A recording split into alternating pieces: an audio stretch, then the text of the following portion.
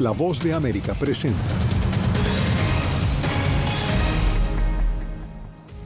En 40% disminuye el cruce irregular de migrantes en la frontera sur tras restricciones migratorias de la Casa Blanca. Condenan a 45 años de cárcel al expresidente de Honduras, Juan Orlando Hernández, por narcotráfico. Ucrania inicia conversaciones formales para entrar a la Unión Europea. Y en Ecuador, familiares de los presos fallecidos reclaman justicia.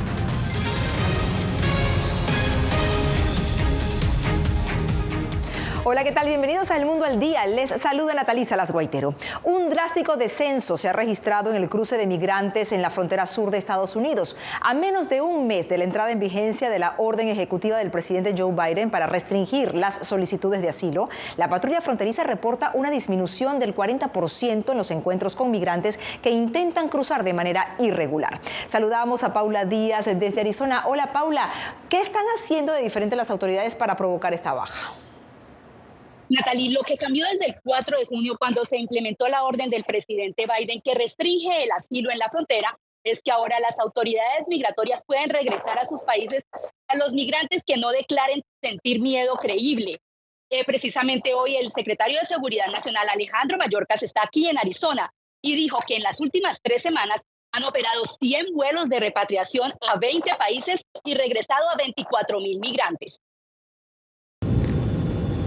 Las restricciones al asilo en la frontera sur, implementadas por la Casa Blanca, redujeron en un 40% los encuentros de migrantes que intentan entrar de manera irregular a Estados Unidos. Aquí en Tucson hemos visto una caída de más del 45% en los encuentros con la patrulla fronteriza de Estados Unidos desde que el presidente tomó medidas, y las repatriaciones de personas encontradas han aumentado en casi un 150%. Desde la implementación de la orden presidencial el pasado 4 de junio, el sector Tucson refleja una notable reducción en los encuentros. El promedio diario a principios de junio era de 1,200 y al 25 de junio es de menos de 600 encuentros por día. Nosotros también hemos visto una notable reducción en el número de personas que liberamos de nuestra custodia. Antes de esto se les adjudica un caso migratorio. Eso es una buena señal para nosotros. Y lo más importante es un notable incremento en el número de personas que podemos repatriar de regreso a México. Durante un recorrido por el área de Nogales se puede observar la construcción de una parte del muro fronterizo, con la que buscan tapar los espacios por donde cruzaban los grupos grandes de migrantes. Los agentes destacaron que en diciembre realizaban alrededor de 800 encuentros con migrantes por día. Esa cifra disminuyó gradualmente a alrededor de 150 a principios de junio y desde la orden presidencial la cifra bajó a 75 migrantes por día. Hemos visto que los números han bajado desde el orden. La mayoría de la gente que está cruzando por esta zona es gente que se está tratando de evadir captura. No estamos mirando los grupos que se están entregando. El Departamento de Seguridad Nacional reportó la deportación y retorno de 24,000 personas a más de 20 países, incluso operando más de 100 vuelos de repatriación. Además, que han reducido en más de 65% el número de personas liberadas a la espera de sus procesos de deportación. Tuvimos la oportunidad de visitar uno de los centros de procesamiento aquí en Tucson de la patrulla fronteriza con capacidad para 1,000 personas.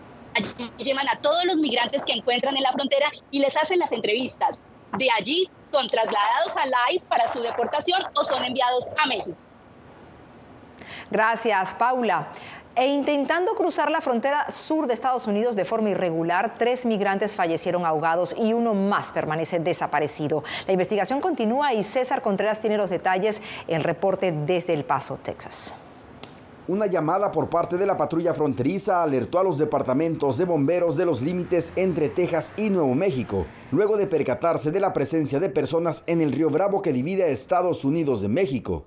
El Departamento de Bomberos de Sunland Park y el Departamento de Bomberos del Paso activaron los equipos de rescate acuático y hasta el momento podemos confirmar que 3 cadáveres han sido recuperados del agua. Unidades del Departamento de Seguridad Nacional, Patrulla Fronteriza y Bomberos de Texas y Nuevo México se unieron a la búsqueda en los límites con México de un cuarto cuerpo que hasta el momento no ha sido localizado. Sacamos 3 cuerpos sin vida y pensamos que todavía está el cuarto en el agua y lo andamos buscando para arriba y para abajo del río a ver si no se aganchó en algo y lo estamos buscando. Aunque no ha sido confirmado, las personas fallecidas serían migrantes, ya que los primeros en percatarse de los ahogamientos fueron elementos de la patrulla fronteriza, en un rescate que se complicó debido a la gran cantidad de alambre de púas instalado por la Guardia Nacional Tejana. Así que lo tuvimos que cortar en varias áreas para poder meter a los muchachos a sacar los cuerpos. Las autoridades hacen un llamado a quienes buscan ingresar de manera irregular al país. Lo hemos visto cada año y cada año regularmente cuando los canales empiezan a tener agua, las personas empiezan a pensar que es fácil tal vez cruzar a los Estados Unidos a través del canal de agua sin medir el riesgo, y hemos estado viendo cada año números entre 20 a 30 personas ahogadas en estos cuerpos de agua. César Contreras, Voz de América, El Paso, Texas. El expresidente hondureño Juan Orlando Hernández deberá pasar 45 años tras las rejas por delitos de narcotráfico y porte de armas, luego de la sentencia que le impuso hoy miércoles en Nueva York el juez Kevin Castell. Nos enlazamos con Ángela González, que se encuentra en el Tribunal Federal del Distrito Sur de Manhattan. Ángela, ¿cuál fue la reacción del expresidente? Natalie, pues básicamente el expresidente escuchó su sentencia y mantuvo su inocencia en este tribunal del Distrito Sur de Manhattan, luego de que por más de una hora el juez Kevin Castell resumiera lo que fue su caso, los testigos que llegaron al estrado, incluyendo el propio Juan Orlando Hernández, que fue testigo en su caso. Él pudo haber dictado una sentencia mayor, pero decidió que fuera menor. El expresidente hondureño Juan Orlando Hernández recibió una condena de 45 años de prisión más 5 años de libertad supervisada. Además, deberá pagar $8 millones. Hernández había sido hallado culpable en marzo pasado de 3 delitos de conspiración para importar cocaína a Estados Unidos conectados con el porte de armas y permitir que narcotraficantes usaran la fuerza militar y policial hondureña. Según el juez Kevin Castell, sus acciones llevaron a introducir a Estados Unidos 400 toneladas de cocaína con un valor de $10.000 millones. El juez espera que su castigo sea ejemplar. El siguiente paso va a ser pedir un nuevo juicio, alegar que algo malo pasó en este juicio, tal vez evidencia inapropiada que no debió de haber entrado, fue introducida, tal vez alguna otra cosa que los fiscales hicieron mal o algo, los derechos del acusado fueron violados, entonces van a pedir un nuevo juicio. El juez va a determinar si sí tienen derecho a un nuevo juicio o si no, y si lo niega, el siguiente paso es apelar. A las afueras del tribunal, un grupo de activistas hondureños se reunieron mostrando fotografías de personas que dicen son víctimas de la violencia del narcotráfico y celebraron la sentencia. Esa esperanza de la justicia que no podemos encontrar en Honduras, tenemos que venir a un país ajeno, ya que en mi país los entes operadores de justicia aún hasta el día de hoy siguen coludidos con el crimen organizado y allá estamos muy lejos de encontrar la justicia que vemos en Estados Unidos, y a la vez es un mensaje muy fuerte y contundente contra los narcopolíticos, no solo hondureños. El tiempo que ha permanecido en una prisión federal en Nueva York desde abril de 2022 se le descontará de la sentencia.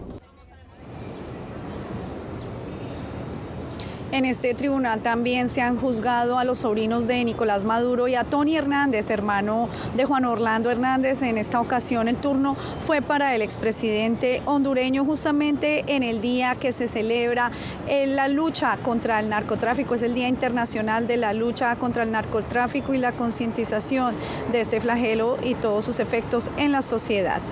Paso contigo. Gracias, Ángela González, desde Nueva York. Cambiamos de tema. Ucrania sigue avanzando en sus esfuerzos para ser miembro de la Unión Europea, una decisión que tendrán que tomar los 27 países miembros que siguen de cerca la escalada militar de Rusia y su reciente acuerdo de cooperación con Corea del Norte. Celia Mendoza nos acompaña desde el Departamento de Estado con los detalles. Adelante, Celia. Los Estados Unidos siguen de cerca la situación de Ucrania, en especial durante esta semana, cuando se da un paso histórico, el inicio de estas negociaciones que podrían llevar eventualmente a la entrada de este país a la Unión Europea. Hay que recordar que los Estados Unidos han apoyado esta iniciativa, asegurando que se deben cumplir todos los pasos para que esto suceda. Mientras tanto, hay expectativas acerca de lo que pueda suceder y cuándo se podría dar.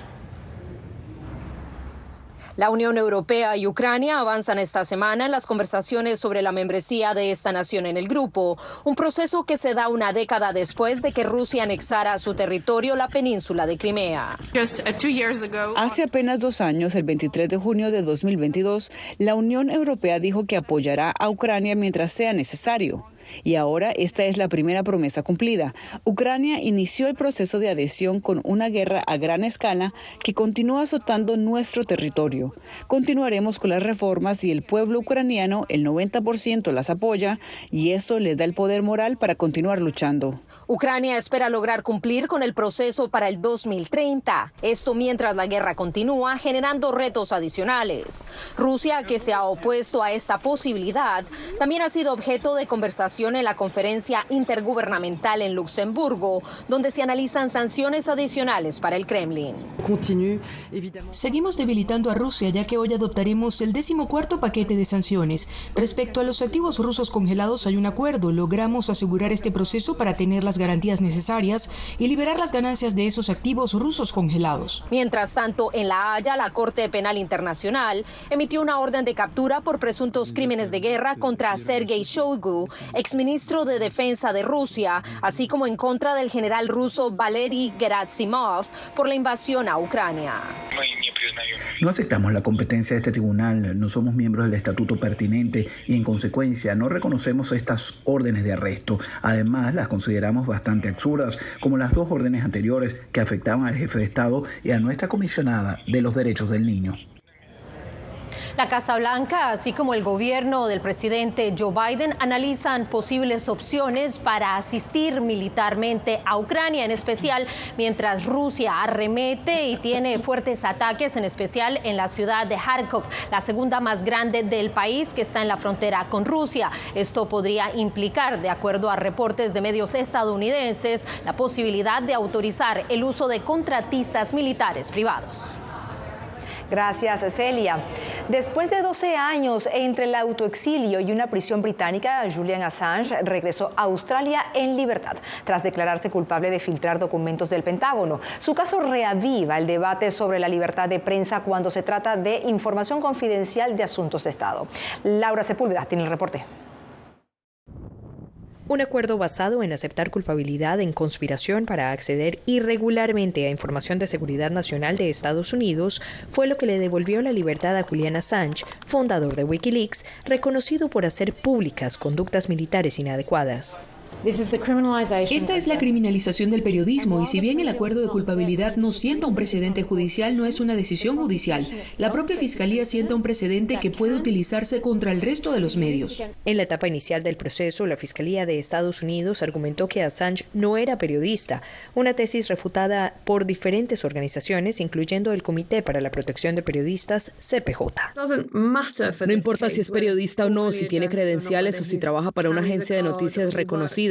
El hecho es que Julian Assange estaba siendo perseguido por el tipo de cosas que hacen los periódicos, las emisoras y los periodistas en todo el mundo, que es obtener y publicar información de interés público. Hay que recordar que parte de la información que Wikileaks publicó incluía pruebas de crímenes de guerra, de abusos contra los derechos humanos. Jody Ginsberg, del CPJ, destacó a La Voz de América que el uso de la Ley de Espionaje de 1917, en este caso, establece un precedente preocupante. Esta es la primera vez que se utiliza la Ley de Espionaje para perseguir la actividad periodística, la obtención y publicación de información de interés público. Y por supuesto, aunque esto no llegó a un juicio completo en los Estados Unidos, el hecho es que al final Julian Assange se declaró culpable de conspirar para obtener y publicar información, lo que significa que esto podría usarse en el futuro contra periodistas en cualquier lugar. En un comunicado, el Departamento de Justicia aseguró que la diferencia con los medios de comunicación que publicaron información filtrada por Wikileaks es que Assange no protegió las identidades de las fuentes humanas que compartieron información con el gobierno estadounidense, poniendo en riesgo la vida de líderes, defensores de derechos humanos y disidentes políticos, entre otros.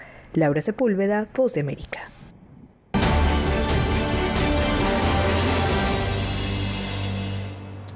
El primer debate de las elecciones presidenciales estadounidenses de 2024 tendrá lugar este jueves. Para evitar las interrupciones que marcaron el cara a cara de Biden y Trump en 2020, se introdujeron nuevas reglas.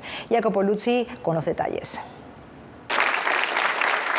Cuando estos dos se encontraron por última vez, let people know you're a senator. I'm not going to answer the question because the question is. Uno era presidente en su primer mandato, Donald Trump.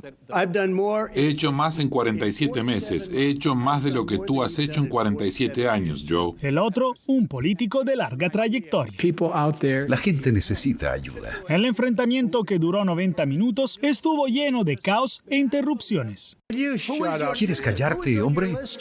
¿Quién está en tu lista, Joe? Esto es tan poco presidencial. Se espera el mismo teatro político este jueves, pero podría atenuarse debido a las nuevas reglas. En este debate, el micrófono de un candidato se silenciará cuando no sea su turno de hablar. A ambos se le preguntó si aceptarían los resultados de las elecciones de ese año. Si son unas elecciones justas, estoy 100% de acuerdo, pero si veo que se manipulan decenas de miles de votos, no puedo aceptarlo. Lo aceptaré, y él también lo hará. ¿Sabes por qué? Porque una vez que se declare al ganador, después de que se cuenten todas las papeletas, se cuenten todos los votos, ese será el final. Los analistas predicen que este debate no cambiará la opinión de los votantes que ya han decidido. Los partidarios de Joe Biden van a descartar sus lapsus lingüísticos o sus declaraciones erróneas, porque así es Joe Biden. Y los partidarios de Trump de manera similar van a decir, sí, bueno, él es simplemente Trump, está hablando espontáneamente. Para septiembre está previsto un segundo debate entre los candidatos presidenciales. Jacopo Luzzi, Voz de América, Washington.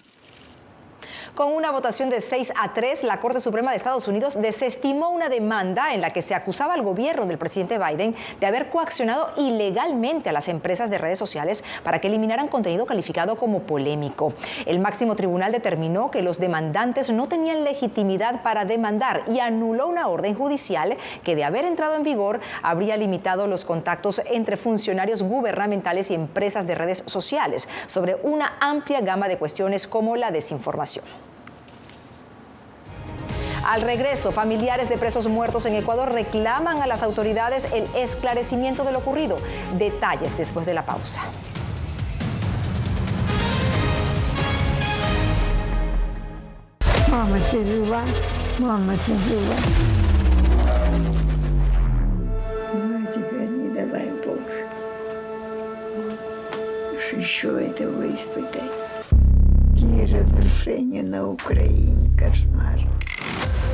Там была ракета или бомба.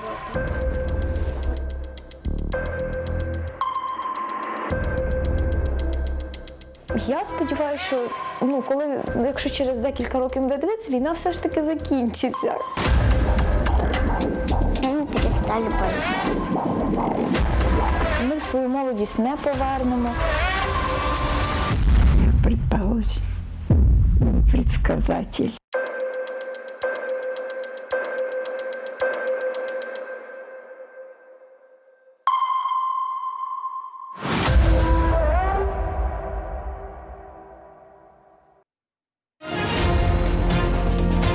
Actualidad. Que la inteligencia artificial va a estar presente en nuestro día a día. Intentan sacarse de encima a trabajadores.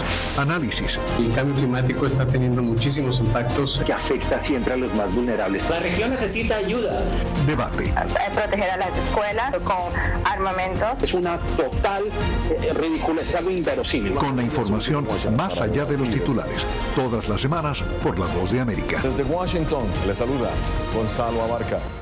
Soy Yair Díaz, corresponsal de La Voz de América en Colombia. El reto de informarte de manera veraz, precisa y objetiva en un mundo donde la verdad es cada vez más difusa es lo que me motiva a trabajar en La Voz de América. 5 vehículos militares que recibirá Colombia. Desde las calles de Bogotá, desde donde ocurren las noticias que más te impactan, te informamos de manera independiente para que, con base en hechos, te formes tu propia opinión, porque en La Voz de América la prensa libre importa.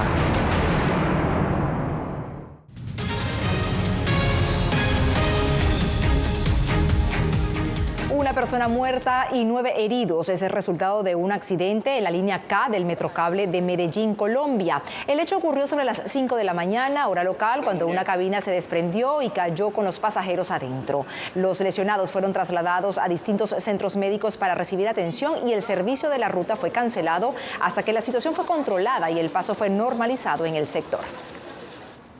Familiares de presos en Ecuador denuncian la muerte de varios reos, pese al control asumido por las Fuerzas Armadas de los centros carcelarios. La Defensoría del Pueblo respalda las denuncias de las muertes de estos reos en circunstancias judicialmente aún que no han sido esclarecidas. Néstor Aguilera tiene los detalles. ¿Navarrete?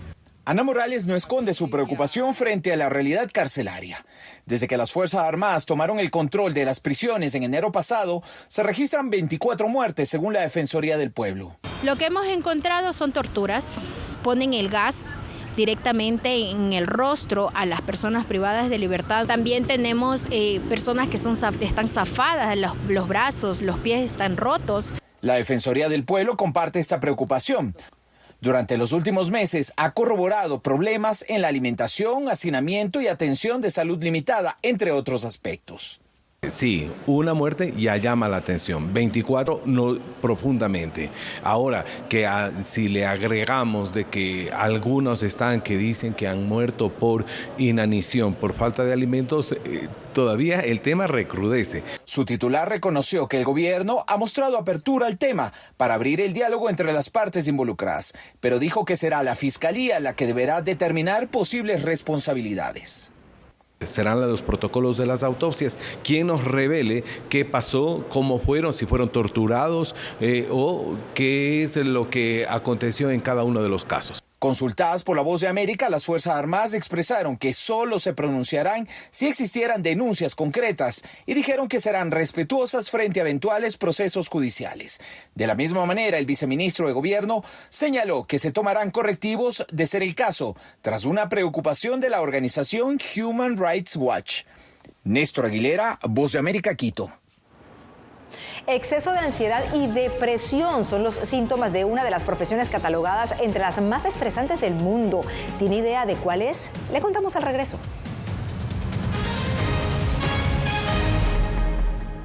Soy Eugenia Sagastume, corresponsal de La Voz de América en Guatemala. En el epicentro de los grandes retos, los sucesos locales desde mi país impactan a todas las naciones de la región. Con diversidad de perspectivas, acercamos a nuestras audiencias a situaciones tan complejas como la masiva migración, el crimen organizado transnacional y la situación política y social de Guatemala. En un lenguaje simple, con precisión, te conectamos con la realidad de todo el hemisferio, porque en La Voz de América, la prensa libre importa. Desde las ciudades más emblemáticas hasta los rincones más remotos del planeta. La Voz de América te trae las noticias más recientes. Con una garantía de credibilidad y balance. Como la mayor radiodifusora de noticias de Estados Unidos a la comunidad internacional, te ofrecemos una perspectiva única sobre la realidad de este país, Latinoamérica y el resto del mundo. Ya sea a través de radio, televisión, web o redes sociales, estamos a tu lado en cada plataforma.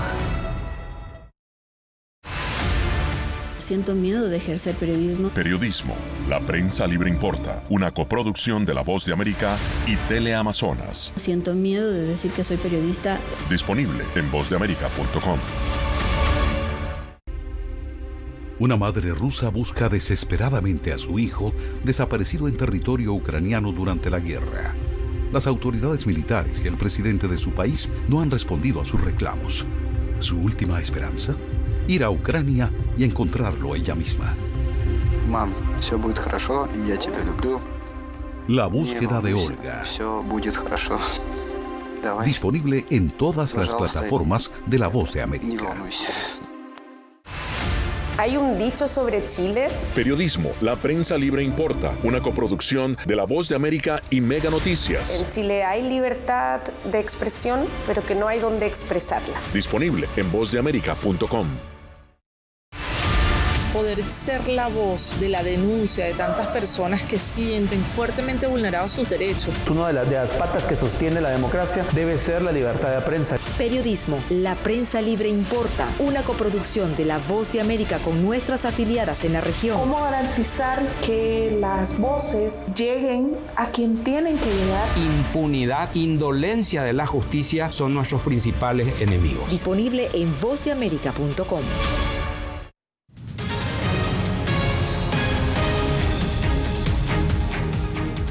Una noble labor, pero muy estresante, es la de ser maestro de primaria, incluso por encima de un bombero o un policía. Esto según la organización RAND, que se especializa en investigaciones de política pública. Fernando Mejía tiene los detalles.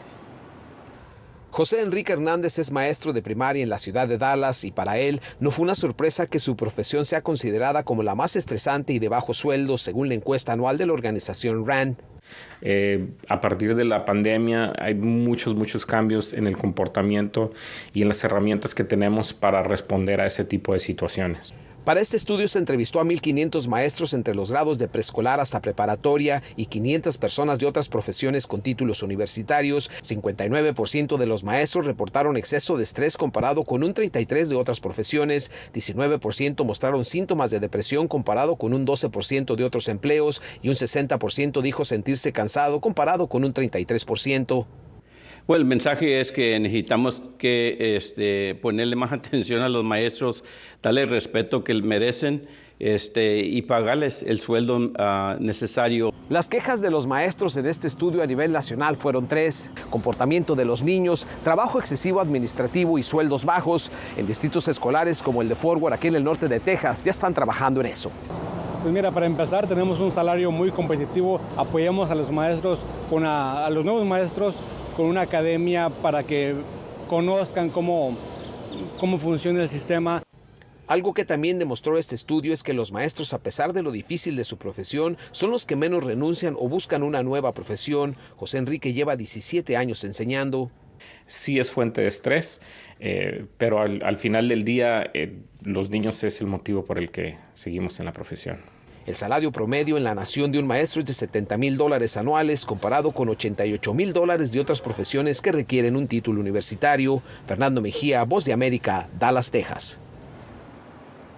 Al menos 2 personas han muerto en las inundaciones que se registran desde hace varios días en Minnesota y los pronósticos indican que se esperan más tormentas severas y fuertes vientos que pudieran afectar parte del oeste de Iowa y el este de Nebraska, según el Servicio Meteorológico Nacional. Autoridades continúan monitoreando el estado de la presa Rapidan al suroeste de Minneapolis, que está en riesgo debido a los escombros que se han acumulado a lo largo del río Blue Earth, después de días de lluvia y de aumento del nivel del agua. La estructura aún continúa intacta y todavía no hay planes para una evacuación masiva. Volvemos con más aquí en El Mundo al Día. Llenó de orgullo a su nación conquistando títulos alrededor del mundo.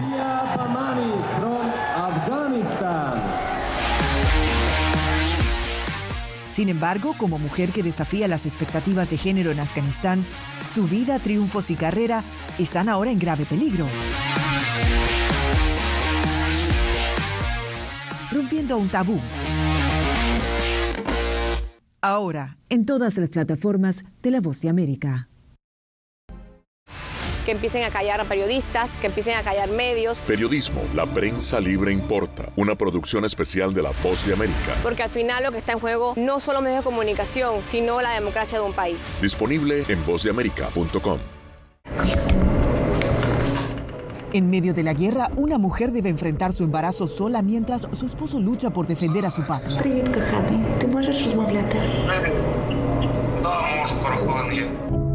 Desde Kiev conoceremos una historia donde la angustia y la esperanza forman parte del día a día.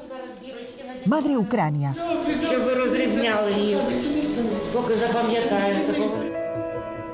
Disponible en todas las plataformas de La Voz de América.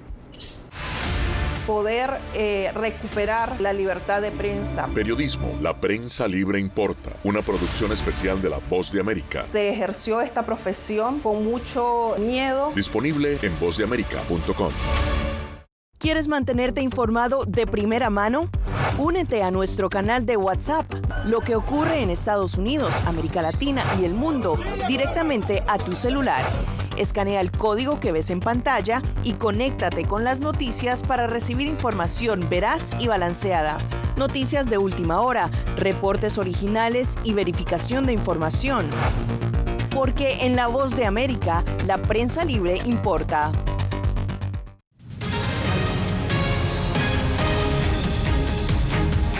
Al cumplirse el 15 aniversario de la muerte del recordado rey del pop Michael Jackson, el artista kosovar Alken Pozegu le rindió un homenaje muy especial, y es que reunió entre 80 y 100 gramos de granos y semillas para formar un retrato de Jackson usando la técnica del mosaico. El famoso cantante de Thriller, entre otros éxitos, murió el 25 de junio de 2009 por una sobredosis de medicamentos, justo unas semanas antes de comenzar una gira de conciertos en Londres. Hasta aquí esta emisión del Mundo al Día. Les acompañó Nathalie Salas Guaitero.